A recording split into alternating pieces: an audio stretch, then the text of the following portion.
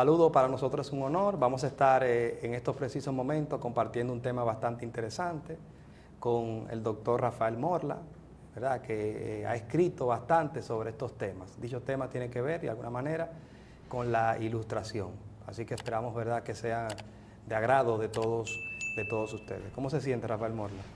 Estamos muy bien, contentos de poder compartir en este espacio y dialogar en torno a un tema que siempre me ha sido muy querido, que es el tema de la ilustración, que es una línea de investigación que abrí a propósito de un doctorado en filosofía, del cual me gradué en el año 2009 y escribí una tesis sobre la ilustración en Santo Domingo, cuya parte fundamental fue publicada por el Archivo General de la Nación. Perfecto. Bueno, ¿Usted prefiere que le diga?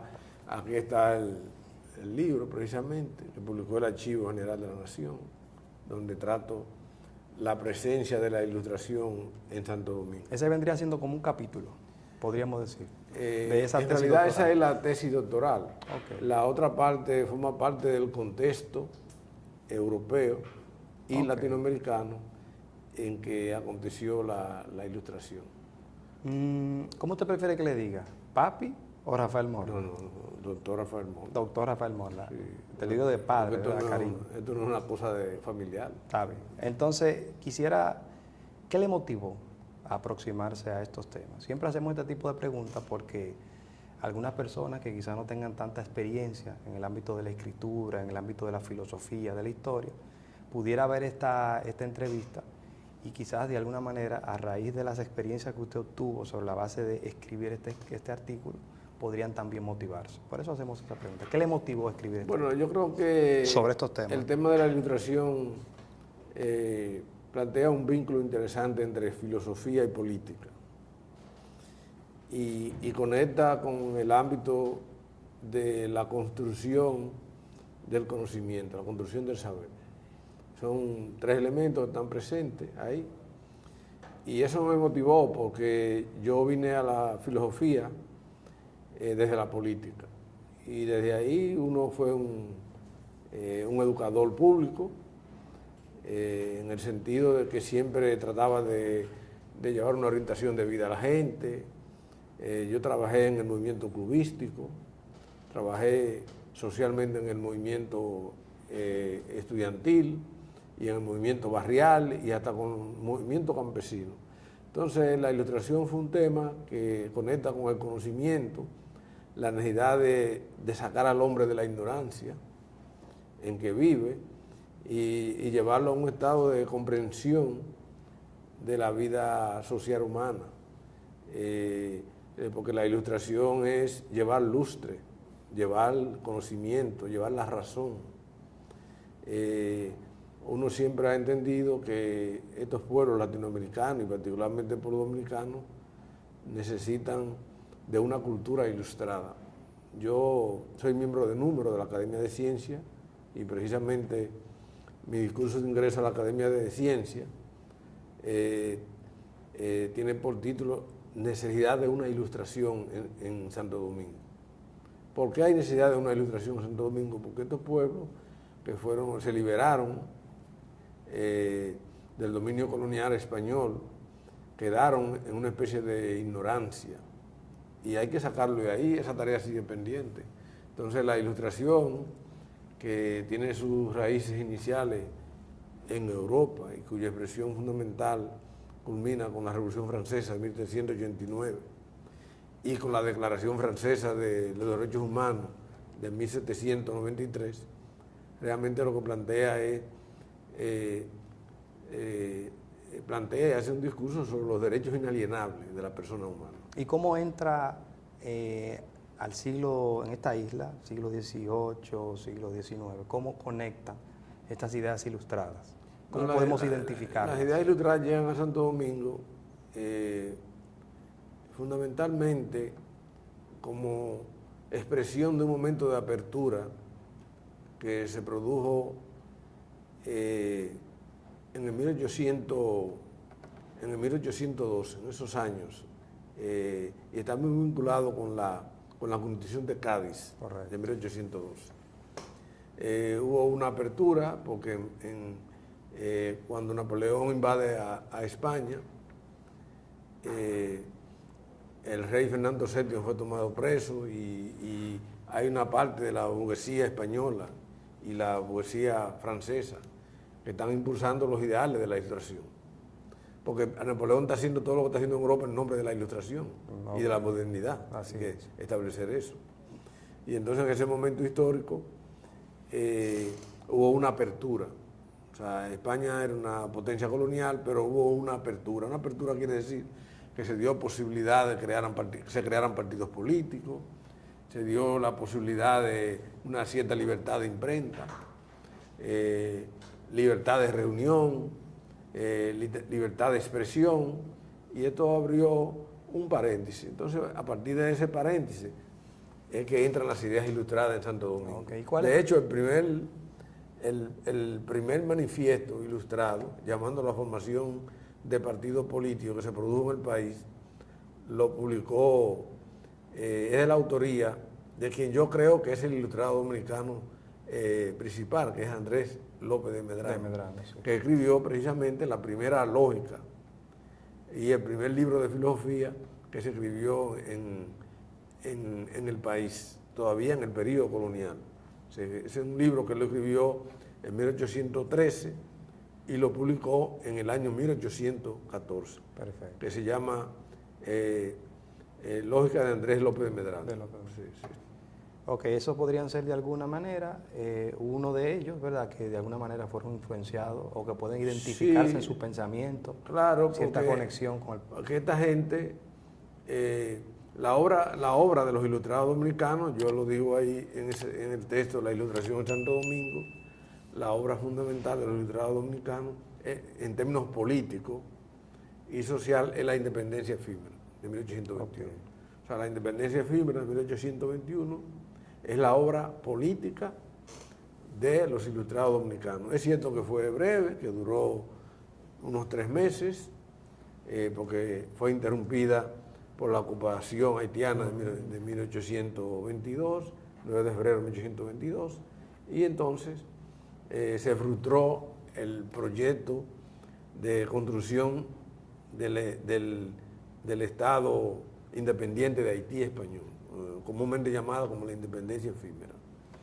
Entonces, esa es la obra fundamental. Ahora, lo que yo quiero establecer es que las dos figuras fundamentales de ese proyecto político fueron Núñez de Cáceres, que fue jefe político, y Andrés López de Medrano, que fue el ideólogo y el filósofo, el pensador del movimiento. Okay. Pero las dos figuras estaban directamente influenciadas por los ilustrados franceses, porque tanto Núñez de Cáceres como Andrés López de Medrano leyeron los textos fundamentales de la Ilustración francesa. Entiéndase, por ejemplo, los enciclopedistas. Entiéndase fundamentalmente la obra de Montesquieu, El espíritu de las leyes, que fue leída por ambos. Ellos leyeron también, está comprobado, yo lo demuestro ahí en ese libro, que ellos leyeron también, leyeron los dos textos fundamentales de Rousseau, el contrato social, y leyeron el discurso sobre el origen de la desigualdad entre los hombres. Entonces esos son los textos clave, porque de hecho las dos obras fundamentales de los ilustrados franceses que se leyeron en Hispanoamérica fueron precisamente el contrato social y el primer discurso, porque Rousseau tiene dos. El primer discurso sobre el origen de la desigualdad entre los hombres, que fue como el especie de manifiesto comunista del momento histórico, de ese periodo, que orientó. ¿Por qué esos dos textos? Bueno, el primero porque se estaba hablando de las independencias hispanoamericanas, se hicieron en nombre de la igualdad entre los hombres. Y el segundo porque se estaban constituyendo naciones nuevas y necesitaba de un instrumento teórico que orientara el proceso de constitución de esos estados. Por ejemplo, el problema de la separación de los estados, la separación de los poderes, poder ejecutivo, legislativo y judicial, eso está teorizado en ese texto de Rousseau. Entonces daba una pista, una orientación de cómo constituir esos nuevos estados que estaban surgiendo a partir de las diversidades de independencia que se dieron en América Latina. Conclusión, las obras fundamentales, según las investigaciones que yo hice, porque yo hice una investigación sobre cómo se manifestó la Ilustración en toda Hispanoamérica y en mi país, entonces eso coincidió. O sea, los textos fundamentales leídos por la gente que estaba detrás de las independencias y la separación de estos países del dominio colonial español fueron los textos de la Ilustración, fundamentalmente los textos de Montesquieu y el texto de Rousseau. Que forman esto parte de la Ilustración de los ilustrados franceses. Son parte, sí, porque la Ilustración más radical y decisiva, que estuvo acompañada de un movimiento práctico revolucionario que triunfó, es la Ilustración francesa. Y la figura fundamental de todo ese proceso que guió a los ilustrados franceses en su fase más radical, cuando se hizo la revolución, cuando la dirigió el directorio, son los jacobinos, que son los seguidores de Juan Jacobo Rousseau. Exacto. Y una pregunta, después que se produce la desocupación o separación, como se le quiera llamar, eso es otro tema, de los haitianos, que logramos la independencia el 27 de febrero de 1844. Antes de esto y tiempo después, ¿podemos de alguna manera identificar alguna manifestación de pensamiento liberal en uno de nuestros personajes? Sí, yo creo que hay dos momentos. El primer momento es el de la independencia efímera. Yo creo que la independencia efímera, desde el punto de vista doctrinal, es más clara y más radical que la independencia del 27 de febrero. ¿Por qué? Porque los pensadores son más depurados, tienen mayor formación y bebieron directamente de la fuente de la Ilustración francesa, fundamentalmente. Pero hay influencia en el manifiesto de los pueblos del Este. Hay la manifestación de los pueblos del Este, indicando la separación de Haití. Ellos hablan ahí de separación en ese documento. Se dice que fue escrito por Francisco Rosario Sánchez. Ahí hay una cierta influencia de la Ilustración, pero no directa de ninguna fuente originaria, sino que la influencia de la Ilustración viene a partir de la influencia de la Ilustración norteamericana de 1776, porque la independencia norteamericana influyó en la elaboración de ese texto de manera importante, como también en la Constitución de San Cristóbal. Estuvo presente las ideas ilustradas, pero no directamente, sino influenciada por la Revolución norteamericana de 1776. Entonces esa es la influencia que uno ve. De hecho, en la Constitución de San Cristóbal, Emilio de Morici él va comparando la influencia que hay entre los doctrinarios que elaboraron la separación, el texto constitucional del movimiento revolucionario de la Revolución de 1776 norteamericana, y los doctrinarios que elaboraron el manifiesto del Este y la propia Constitución, que están influenciados por los revolucionarios norteamericanos que hicieron la revolución que es la independencia de 1776.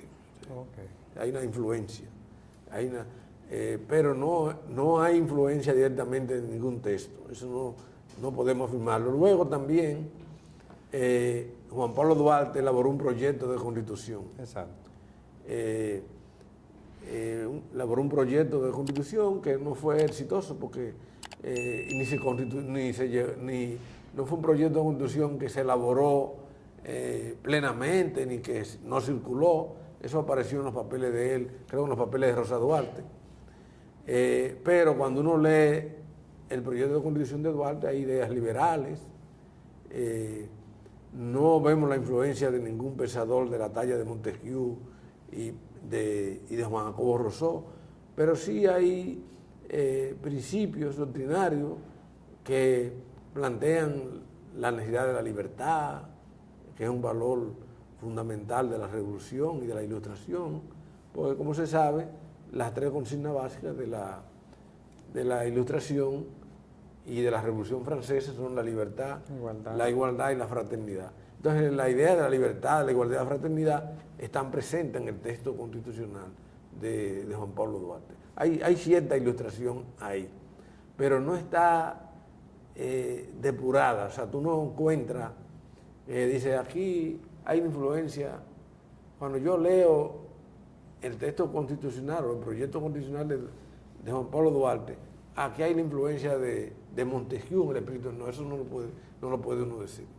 O aquí está una influencia del contrato social de Rousseau, o hay una influencia del discurso de Rousseau sobre el origen de la desigualdad. No, eso no podemos decirlo. Pero porque él elaboró un texto en general y sí habla de la libertad, habla de los derechos del pueblo y esas cosas. Eso tiene su valor. Yo recuerdo que en este libro, ¿verdad? Usted comienza primero tratando lo que es el concepto de la ilustración y parte, ¿verdad? De alguna manera de lo que planteaba Manuel Kant, ¿verdad? También de alguna manera se puede identificar y se puede tratar claramente de un propósito definido que se tenían estos ilustrados, que de alguna manera era emancipar, liberar en todas sus formas y manifestaciones al ser humano. Y por qué no, quizá colocarlo en el centro de la historia, en el centro de los acontecimientos.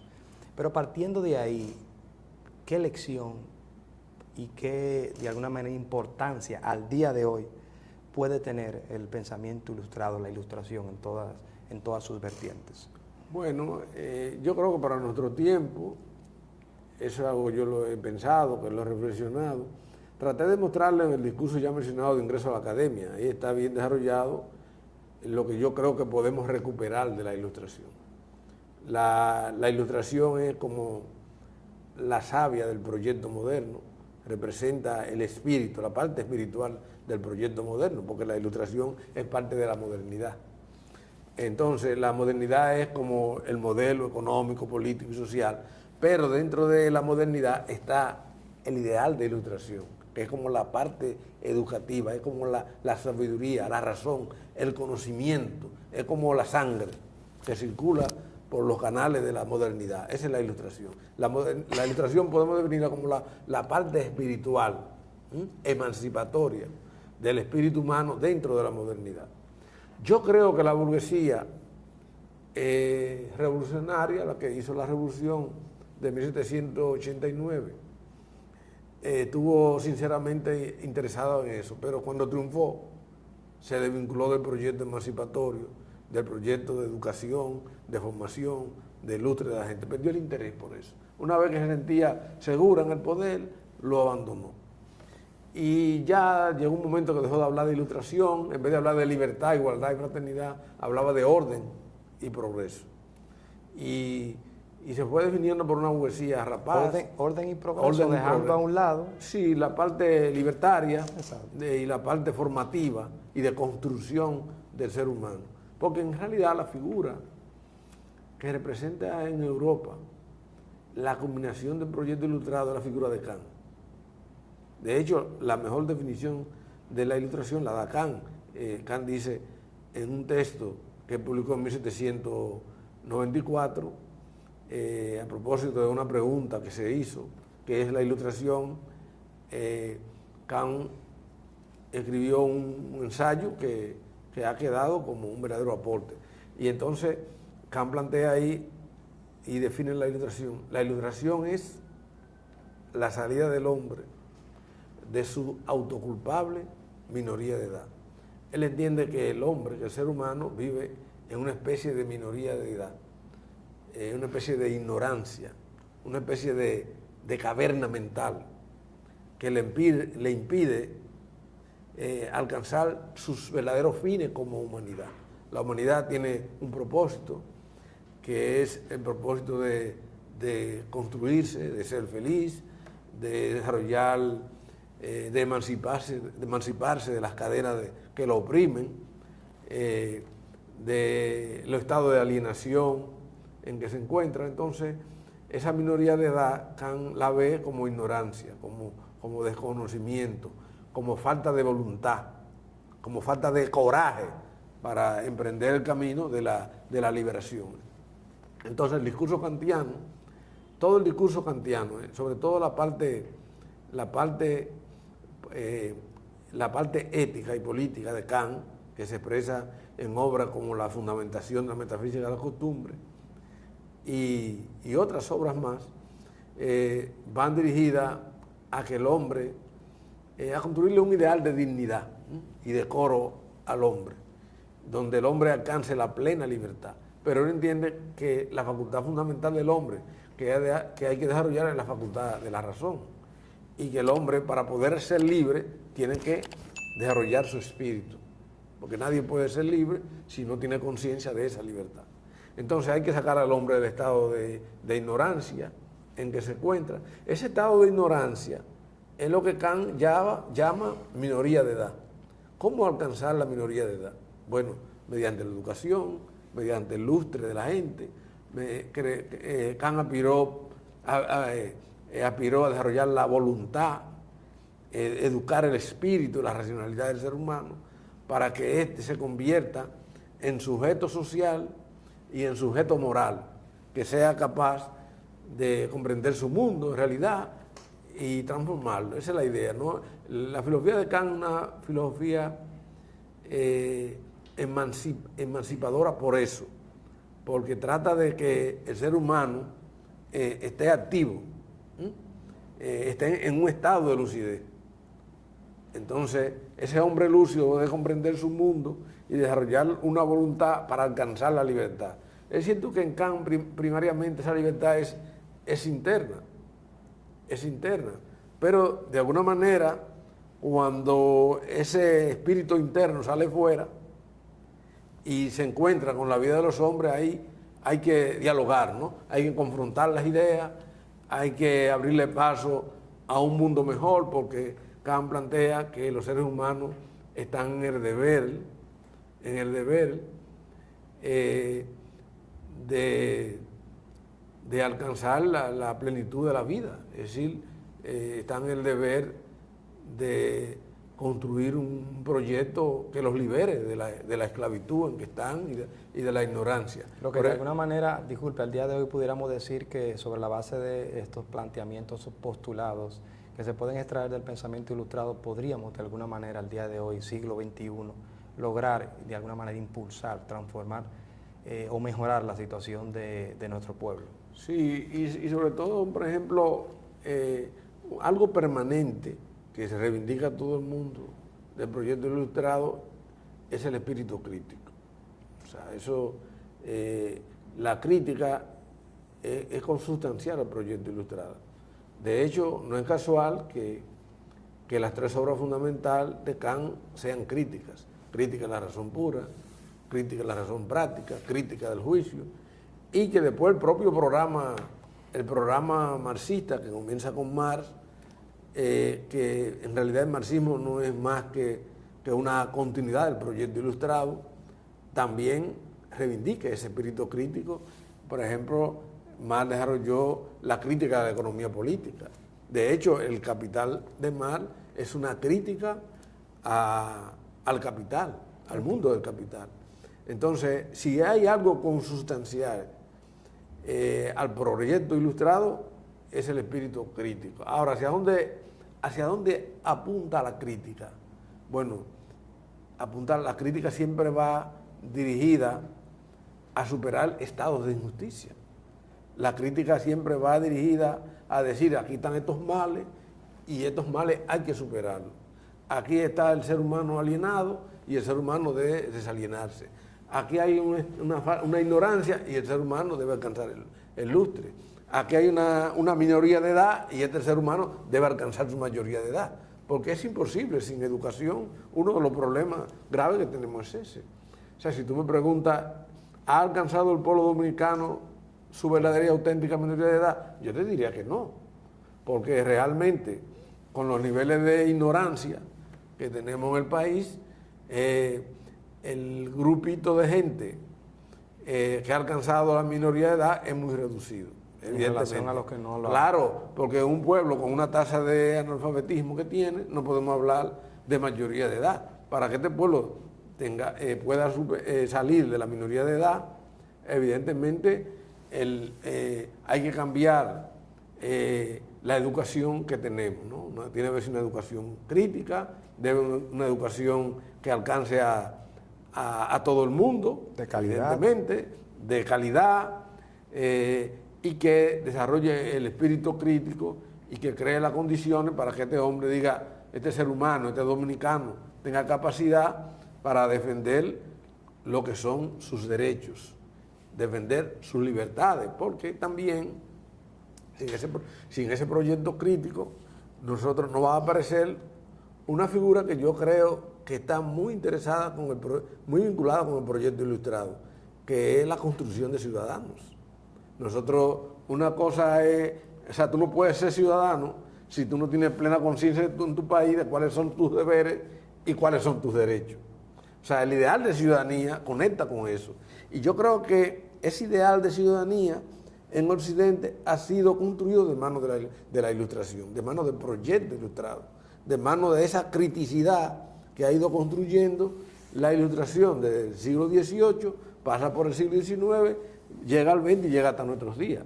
Porque si algo creo yo que podemos reivindicar del proyecto ilustrado es precisamente su alto espíritu crítico, su preocupación porque el ser humano salga de la minoría de edad en que sigue viviendo, porque realmente nosotros creemos que no hemos tenido una verdadera, no hemos tenido una ilustración. En general, no podemos decir que ningún pueblo del mundo se haya ilustrado plenamente. En términos generales. Porque eso es un proceso permanente. La ilustración tiene que ser una actividad permanente. Porque si no es una actividad permanente, entonces volvemos y la interrumpimos, caemos de nuevo a que gente que van naciendo, que van viniendo, estén en la ignorancia o caigan en la ignorancia. Entonces yo creo que tiene que haber permanentemente un programa de ilustración y de formación de la gente que tiene que ser constante, no es una cuestión de que la hice en un momento. Entonces, sí, en Europa hubo un momento de ilustración en el siglo XVIII, pero no una ilustración. Aquí en Santo Domingo hubo un intento de llevar cierto lustre y cierta ilustración cuando llegó Eugenio María de Hostos al país. Hostos llegó en el año 1875, llegó por Puerto Plata, vino como parte de ese proyecto antillanista, en el cual estuvo vinculado el padre de la restauración, Perón, y Betances en Puerto Rico, claro. Y ellos se juntaron allí en Puerto Plata, y de tal manera que el proyecto de educación libre y laica que trajo Hostos al país, influenciado por el krausismo, por el positivismo y la ilustración, realmente fue un proyecto que fue apadrinado por los restauradores, encabezado por Luperón, y estaba dentro de esa idea antillanista y de liberación de esos pueblos de Cuba, que luchaba por la independencia, y de Puerto Rico, que estaba pujando y que al final no pudo realizar su independencia Puerto Rico. Ya para ir concluyendo, entonces, ¿cuáles serían, partiendo de todo lo que hemos establecido en relación a la importancia de la ilustración, cuáles serían los desafíos y retos presentes en la sociedad dominicana al día de hoy? Bueno, la ilustración es educación del hombre, es formación del hombre. No hay ilustración si tú no sacas a la gente de la ignorancia, porque si tú no sacas a la gente de la ignorancia, el hombre no se plantea fines y propósitos. Un punto que diferencia a los animales del ser humano es precisamente que el hombre se plantea fines, se plantea propósitos, se plantea metas a realizar y desarrolla una voluntad alrededor de esas metas y trata de impulsarlas y llevarlas adelante. Entonces yo creo que la meta fundamental de nuestro tiempo sigue siendo, lo fue cuando vino Hostos, se lo planteó sacar al pueblo dominicano de la ignorancia, dijo que aquí no había lustre, que aquí no había método en la educación, y la educación hoy sigue siendo así, con ese problema. Un cierto caos. Entonces hay que llevar método, hay que llevar razón a la educación dominicana, hay que llevar la educación, toda educación debe tener ciertas antenas utópicas. La educación dominicana no tiene antenas utópicas, no sabe hacia dónde va. O sea, usted se observa deficiencia en el sistema educativo. Claro, pero es evidente en la formación de la gente. Porque yo creo que el mundo de hoy te da mucha información, te da medios para que tú acceses, pero no te desarrolla el espíritu crítico que supone el programa ilustrado. Yo creo que la información te proporciona una base de datos importante al cual podemos acceder para desarrollar un pensamiento crítico. Pero el pensamiento crítico lo desarrollas tú, usando esos datos que están en las redes, en los textos que tú leas y desarrollando un pensamiento crítico. De tal manera que en esa relación que hay entre información y conocimiento, yo pienso que se necesita la parte altiva del sujeto que conoce, el sujeto que adquiere el conocimiento. Entonces, hay que trabajar eso. Yo me quejo de la educación formal y creo que una de las formas de fortalecer la educación formal, que es la que está en el sistema, es fortaleciendo la educación informal. Por ejemplo, hoy se está fallando así. En los años... ¿Educación? Si tú fortaleces la educación informal, le da una base cultural que sirve de referencia y de fortalecimiento de la educación formal. Por ejemplo, si tú estimulas la lectura en el país, ahora sí. Si tú formulas la creación de bibliotecas, que en toda familia hay una bibliotequita, y que todo el mundo lea, que los clubes, que hayan clubes, que hayan instituciones. Llegarían con mejores Claro, cuando vengan a venir a la escuela o vayan a la universidad. No llegan desde cero. No llegan desde cero. Entonces, yo creo que debe haber un programa dirigido que diga, por ejemplo, fortalecer la educación informal para fortalecer la educación formal. Eso es importante. Yo te lo digo hasta por experiencia. En los años 70, aquí hubo un gran movimiento cultural en el país a través de los clubes. Y todos esos clubes tenían bibliotecas. Todos esos clubes tenían bibliotecas. Y yo voy a decirte que yo leí en el Club 27 de Febrero de mi pueblo, leí libros que después los profesores me lo asignaron como libro de lectura aquí en la universidad. Es decir, yo no venía de cero. Entonces yo aprendí que era importante. Incluso yo leí mucha filosofía antes de conocer la filosofía que me impartieron los profesores de la universidad.